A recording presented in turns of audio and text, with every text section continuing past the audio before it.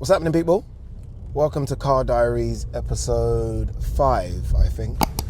Just left the gym, did a bit of everything today. Did a bit of weights, did a bit of cardio, did some abs. Enjoyed it, good session. The gym has changed a lot from when I was young. When I was young, there weren't really these type of gyms. It was more like leisure centers that had a bit of weights in it. And then, I think the first gym I remember was Fitness First. I think Fitness First was like my first experience of like the gym chains that we see today. And now they're everywhere. But even gym culture has changed. Like even what people wear to the gym has changed. Like I just wear kind of just old tracksuit bottoms, an old hoodie, and that's it, job done. But now, it's like a modeling competition. Even like the way people film themselves. Here I am filming myself in the car, but even people filming, I watch it and I'm like, are you gonna train or are you gonna film? I'm clearly turning into an old Mona. But I do like, sometimes I'm watching them like set up their camera for like 5 minutes and I'm like, are you here to lift weights or do cardio? Or are you here to get content? And I guess they're doing a bit of both. But yeah, gym was good today. I was in Sheffield last night for Dalton Smith against the very, very negative and disappointing Mathieu Germain, who was awful, honestly awful. Like he got hurt, I think, in the second round.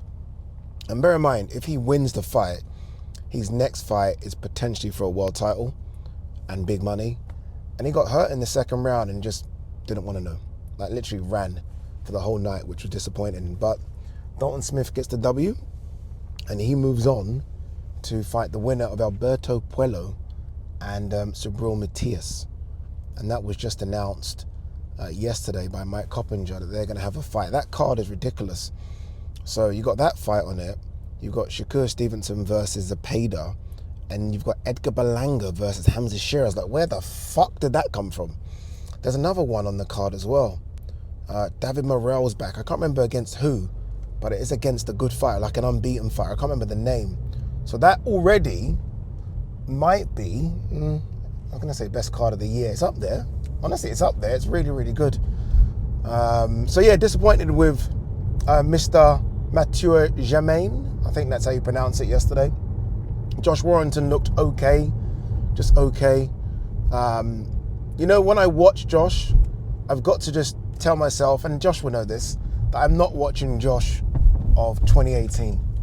Slow down, let me get in. I'm not watching Josh of 2018 who fought Lee Selby and Carl Frampton. That Josh doesn't exist. And I guess it's because he fights 100 miles per hour and now he's 7 years older. And up until last night had lost 3 fights in a row. Had won 1 fight, I think it is, in 6. Because I think there was a draw in there as well somewhere. So look, it's good to see Josh back. His fans turned up. It was a small venue, but his fans still turned up. Kevin Ajarko got a good win as well. Who else is on the card? There was another. Who else on the card? Josh Padley. So it wasn't bad. I like this as well. I like these 4 fights. It means I do less work, but I think it's a more condensed night. Like you don't need to have 6 or 7 on the main card. You just don't. I think 4 is more than enough. Hopefully this is a thing going forward. Don't get me wrong, look, you can squeeze it to 5, but certainly not 5 10-rounders. Like maybe an 8 in there or something. But yeah, it was pretty good.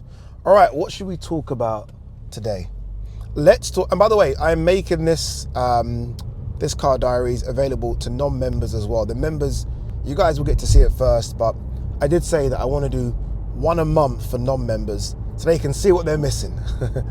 But no, when it's an important subject, I do feel like I want non-members and just my YouTube family to watch it. So let's talk about disappointment and frustration. You guys will all know by now that I am not working on Chris Eubank Jr., Eubank-Benn, and obviously that is disappointing, and it leaves me quite frustrated as well, but more disappointment than frustration. I was angry But now I'm not even that angry. I'm just disappointed for a number of reasons. Obviously, look, it's on my doorstep. I feel like I've covered this Eubank-Benn story for the last, 2.5 years when they were first supposed to fight. You guys will know that Nigel Benn is my favourite British fighter of all time. So to present his son's fight against their nemesis, if you like, would have been just sensational, just sensational. And not just that, it's a big fight as well, right? 60 odd thousand. Those are the ones you want to be at. Those are the ones that you dream of doing. Like once you get into this, where I am, this level, right? You do the small hall shows and then, the kind of the mid-tier shows. The dream is to get the big ones. The dream is to get that call that you're doing the big ones. Dude, just go. What are you doing? And so when you get the call to tell you you're not doing them, deep breath. It's a deep breath. Boss, what? No swearing. So when you get the call to say you're not doing them, it can be very disheartening. But you have to kind of see a bigger picture. And the bigger picture is it's one event. There are so many big events coming up this year. And if you don't work on one, it is what it is. I think Josh Denzel is presenting it. And Josh is my boy. I've known Josh for a while. I think Josh is very good at what he does, and I think Josh will do a good job. So as much as I'm disappointed for myself, I'm happy that Josh gets the opportunity. I think Jamie Ward will be doing some stuff as well. So I'm happy for those guys to get the opportunity, because I think, especially Jamie, because Jamie sort of has started I don't know what Jamie first started doing at Matchroom, but I think he's done so well to get where he is. He's a natural, bags of energy, character.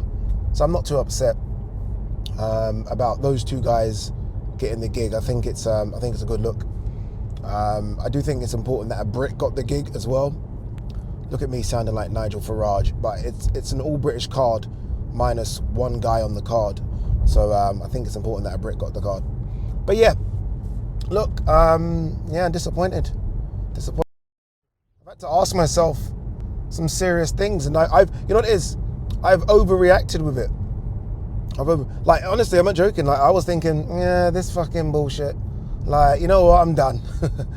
That's how far in my head I went. And then I was like, are you stupid?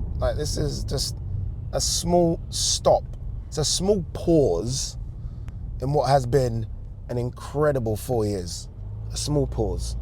A small hurdle that I need to overcome and that I will overcome. So when you guys get frustrated about things in life, I don't know if you guys are prayerful. I'm quite prayerful. My mum's prayerful. Just maybe sit down. If you are prayerful, just a bit of a prayer. Speak to God. If you're not, then just, again, still write things down. Manifest things. Manifest good things. Once you start thinking negative shit will come your way. That's just how it is. So I've tried not to be too negative about it. I'm just enjoying the work I'm getting at the moment, and I'm lucky to be getting some good work. That's kind of where we are with it, to be honest with you. That's kind of where we are. As for the fight, I think it's a fucking great fight. And and when I say that, some people might say, oh, it's not a world level fight. It doesn't have to be a world level fight for it to be a great fight. A fight can be a British or European level and still be great. Some of the best fights I've ever watched have been sort of British and European level, and they've been incredible. And this might just be European level. Doesn't mean it's not going to be good. It doesn't mean it's not going to be competitive. I think both guys are going to absolutely give it everything. This isn't just about the money, and obviously, look, get paid, but they're going to give it everything because of the pride. This is real. Eubank-Benn's real. This isn't for show. These guys do not like each other. Trust me, guys, I've done the majority of the interviews. I've done the majority of the build-up. I've been around them. You can fake it for so long. Sometimes you'll get caught slipping a little bit. I've been around both. I know people of both. I know Conor Benn's cousin Justin. We go to the same gym sometimes. We speak. I know Eubank's manager, Napa. We speak. So I've been around everyone in the circle. This is real. This heat is real. So, mate, you can't just stick out like that. The heat is real, so no, it should be a good one. I spoke to Vidal Riley's trainer as well. He goes to my gym sometimes. We had a little chat. Obviously, they're very confident they're going to get the job done over Chev Clark. I think that's a fucking incredible fight. This is why I'm angry, people. This is why I was upset, because I'm missing all this stuff. But we are going to do a live watch along for it, which doesn't really make up for it. But we'll do a live watch along, which should be fun. It should be about 6 hours. I'm literally going to cover the whole card. So from start to finish, we'll do everything. And yeah, hopefully you guys can join me on that live watch along. Should be fun. Should be fun. Answer all your questions. I'll try and commentate. I'll do the best I can do. But yeah, try not to get disheartened when you get bad news. Try to, and look, I'm saying all this shit. It's fucking still hard for me. Try to think of the small positives that may come out of it. I'm actually trying to think of a positive that has come out of this news. There's a couple. You find out about yourself. And look, I mean, I jokingly say I'm the face of the zone. I didn't even say that, by the way. October Red said it, and then I think I've now ran with it. But what I was going to say is that although I say I'm the face of the zone, I have no right to be picked for shows. I mean, they pick the team they want to pick. Do you know what I mean? There's no God-given right that, well, I have to be on these shows. No. They pick the best man for the job. And on this occasion, that isn't me. You know, still Team DAZN. But it's not me. But look, there are some big shows coming up. I think Jake Paul versus Julio Cesar Chavez is going to be a big show. Not on Netflix. It's so weird, the Jake Paul thing. Like sometimes on Netflix, sometimes not on Netflix. It's almost like using. It's almost this weird. It's kind of like, are you DAZN or not? I find it quite strange. Like, you DAZN one week, Netflix the other week. Like, who are you, Jake? But I think that will do good numbers, because I think Julio Cesar Chavez, if he's motivated, really should beat Jake Paul. Kind of should beat him. But I just don't know the motivation of that boy. Honestly, I don't know the motivation. I don't know what his want is. Like, nothing. But he kind of really should beat Jake. And Dorticus is on that card versus Zurdo Ramirez. Please someone tell me why it isn't Zurdo versus Jarpataya. Answers on a postcard as to why Zurdo isn't fighting Jar. Like, why are they both fighting these opponents? Like, Dorticus is a decent fighter at this stage of his career. I can still call him decent. Like, can we just see number 1 versus number 2, please? Like, what are we doing? Like, we don't need any more quarterfinals, semifinals. And we just want to see who is the best cruiserweight. And after Zurdo's performance against Chris Billum-Smith, it's not rubber stamp that it's Jai. I mean, Zurdo looked really good. So, yeah, we'll see. We'll see what happens. I just saw Martin Bakole. I didn't see him, but I just saw a picture of on his Instagram that he has now landed in Riyadh, Saudi Arabia for his fight against Efe Ajagba. I need to do a bit of digging on Efe Ajagba. I need to find out who he's sparring, what he's been up to, because I'm not really sort of covered my Nigerian brother. You know what I mean? I've been so Team Bakole. I'm worrying about Bakole's weight. I've not yet kind of wondered the shape of Efe Ajagba. And I don't mean physical shape, because that guy is a specimen. I just mean shape as to where he is. Like, is it hook, line, and sinker that Martin Bakole wins this? I don't know, you know. I'm not quite sure, you know. I'm not quite sure. Some big fights coming up as well in the UK that I am doing, I think. Kakache Wood for Queensbury. Queensbury are on hell of a run, boy. Matchroom are doing some good stuff as well, but Queensbury's schedule, I mean, they've got Kakache Wood, then they've got Josh Taylor, Eko Usman, then they've got Fabio Wardley, Jarrell Miller, and then it looks like they're going to do or announced Usyk Dubois. I mean, geez, that's a hell of a schedule. Boxing's in a really, really healthy place. Like, really healthy. Yeah. I am going to do some sit-down interviews, people, one-on-one sit-down interviews, kind of boxing related, but not necessarily all the time with boxers. I've just found the perfect studio for it. We've agreed a fee. They're going to do the filming for me, which is good. I'm trying to make the setup look a bit nice because their studio is a bit dull. But yeah, so we're going to have actors. This is my dream anyway. I kind of dream big. Actors, musicians, people that have an interest in boxing, and maybe boxers, people behind the scenes in boxing, just nice, in-depth, 50 minutes to an hour conversations. Who would you guys like to see me do the first one with? Like, what's the dream here? Let me know what the dream is, and I will try my hardest. Like, I'm thinking of doing Simon Jordan. I think Simon Jordan would be good. But yeah, we're going to do that. And then I've got 2 other shows that I'm trying to lock in that have become the bane of my existence because people are just... Let me just tell you this. People make promises and simply don't deliver on them. Like, constant, like, yeah, I can do it. And then they can't.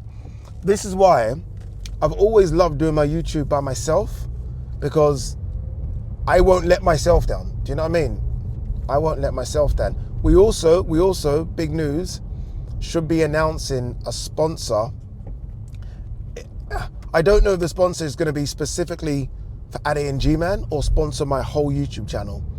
I would prefer the latter because it means a little bit more of this and it means I can do a few more things. But yeah, it'll be the first sponsor of the channel, which is crazy, which is so nice to see. The channel's going places, getting somewhere, right? We are approaching 65,000 subs as well. I remember the times when I thought 100,000 subs was just impossible. Like, it can't happen. I don't know. I think we've got a chance. Before we go, if you are watching this before 7 o'clock, or even if you're watching it just after 7 o'clock, make sure you hop on the live watch along. We're doing Ben Whittaker versus Liam Cameron 2 watch along, which should be interesting. I was so confident of Ben Whittaker winning the first fight. I was so confident on him winning the rematch. I am starting to waver a little bit because Liam Cameron, I was speaking to Sonny Edwards last night. Me and Sonny went for a little drink, and Sonny was basically telling me how good Liam was as an amateur for Team GB, like one of the best. And I was like, rah, okay, because we know he can scrap, and if you are a Team GB amateur, that tells me that you're a good boxer as well. So I'm still Ben Whittaker, but and how much can Andy Lee do in one camp as well? I don't know. Anyway, guys, Car Diaries episode 5, I think, is done.